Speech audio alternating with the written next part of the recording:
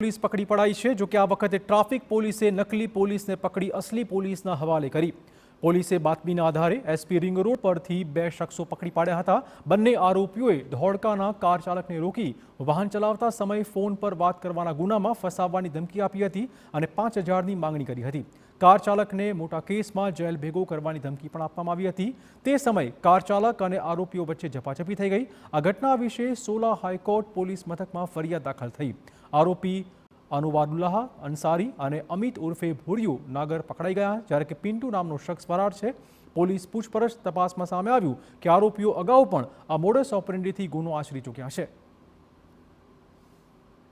આ પકડાયેલ 2 આરોપીમાંથી અમિત ઉર્ફે ભુરિયો કનૈયાલાલ નાગર વિરુદ્ધ સરખેજ પોલીસ સ્ટેશનમાં આ જ મોડસ ઓપરેન્ડી મુજબનો ગુનો દાખલ થયેલ છે તથા અન્ય અનવરુલ અંસારી જે આરોપી છે તેના વિરુદ્ધ જાહેરનામા ભંગના અને રાયોટિંગનો એક ગુનો રજીસ્ટર થયેલ છે। બંને ગુનાહિત ઇતિહાસ ધરાવે છે।